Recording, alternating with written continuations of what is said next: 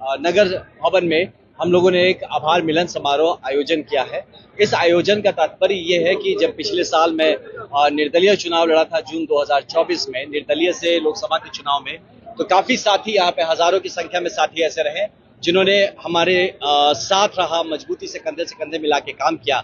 उसके बाद जैसे चुनाव खत्म हुआ तो फिर मैं थोड़ा निकला बाहर देखा, जब तक फिर उसके बाद एक जन स्वराज में ज्वाइन किया, फिर वहां के कार्यक्रम में रहा हूं और पूरे बिहार की यात्रा में आपने देखा होगा जो युवा संघर्ष यात्रा में रहा, फिर उपचुनाव थे उसमें व्यस्त रहा।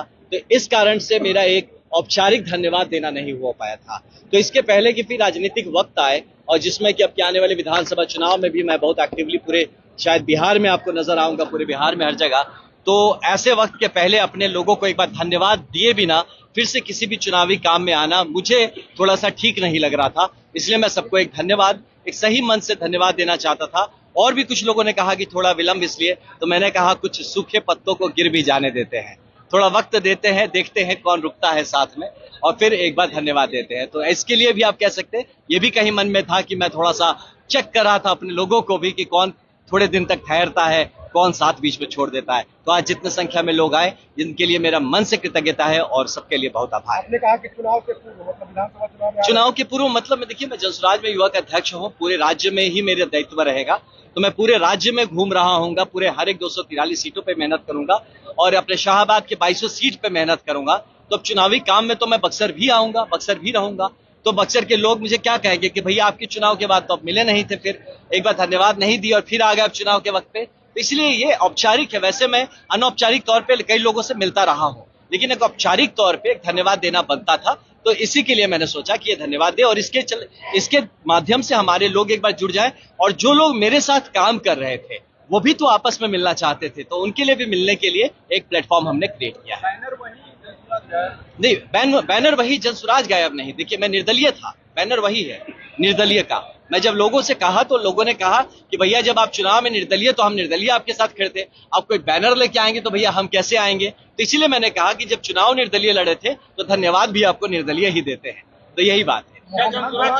नहीं, ऐसी कोई बात नहीं, लोग कवायद नहीं लगानी चाहिए ऐसी। मैं बिल्कुल जनस्वराज में हूँ, जनस्वराज का एक मजबूत साथी होके काम कर रहा हूँ और करता रहूंगा। मोहब्बत भाजपा से गठजोड़ जनसुराज नहीं, देखिए मोहब्बत की बात नहीं, मैं बार बार बोला हूँ कि मैं बाल स्वयं सेवक रहा है ना, तो मेरा एक नेचुरल अफिलिएशन, मैं जब आया था अपनी नौकरी छोड़ के तो भाजपा के लिए आया था, फैक्ट है, तो इसको तो मैं छुटलाता नहीं हूँ कहीं से। लेकिन अब भाजपा किन्हीं कारणों से अगर उनको लगता है कि मैं भाजपा के लायक नहीं हूँ तो वो उन्होंने छोड़ दिया। तब छोड़ दिया तो मुझे बिहार के लिए काम करना है, बिहार के लिए निर्दलीय भी काम किया जा सकता, कर ही रहा था।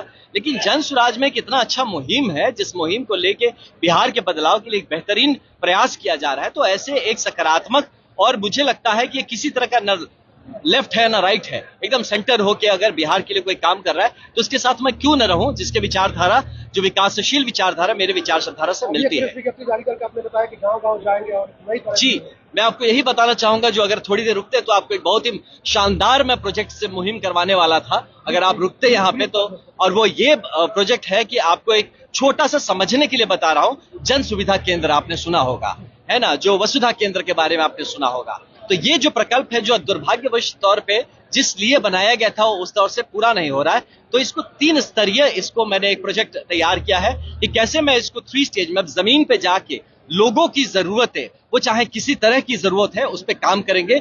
और जिस प्रोजेक्ट को मैं लेके आया हूं, हम लोगों ने मित्रों से बात की और ये एक पर्सनल प्रोजेक्ट मेरा रहेगा, तो इसका नाम हम लोगों ने सोचा है कि मित्रों ने हमें सजेस्ट किया कि भैया हम इसका नाम AKS रखेंगे, ASK रखेंगे, आस्क तो क्या होगा, तो आनंद सेवा केंद्र। मैं कहा अच्छी बात है, चलिए। तो यहाँ एक उस प्रकल्प में, अब नाम हम बाद में फाइनल कर लेंगे, लेकिन इसमें यह होगा कि लोगों की जो भी जरूरत होगी, किसी भी गांव के किसी भी जरूरत पड़ने वाले लोगों को अब किसी की पैरवी करने की जरूरत नहीं होगी। हमारे जितने यहाँ पे MLA और MP घूम रहे हैं, जो सिर्फ शादी विवाह जाते हैं और पैरवी करके अपना घर चला रहे हैं, तो उनकी पैरवी की जो ताकत है, उससे हम कहेंगे कि उस ताकत को आप इस्तेमाल करिए, पॉलिसी मेकिंग पे ध्यान दीजिए, आप देश चलाने, बिहार चलाने, बिहार की पॉलिसीज पे ध्यान दीजिए, और पैरवी करने की किसी को जरूरत नहीं होगी।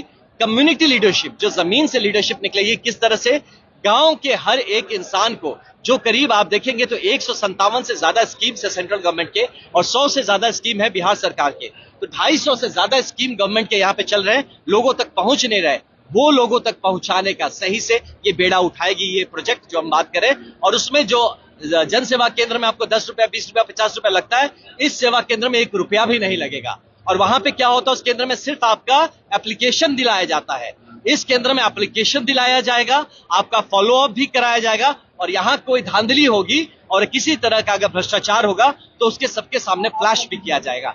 तो ये पूर्णतः जो जन सुराज है, जनता का सुंदर राज, ये जन स्वराज भी प्रॉपर होगा, कि जनता का अपना राज। तो इस तरीके से होके ये प्रोजेक्ट रहेगा। इसका डिटेल्स मैं अपने भाषण में बताऊंगा। कुछ दिन पहले राष्ट्रीय अध्यक्ष खड़गे आए थे, कुर्सियां खाली जी। थी, हवाला दिए गए गर्मी का, संसाधन की कमी का।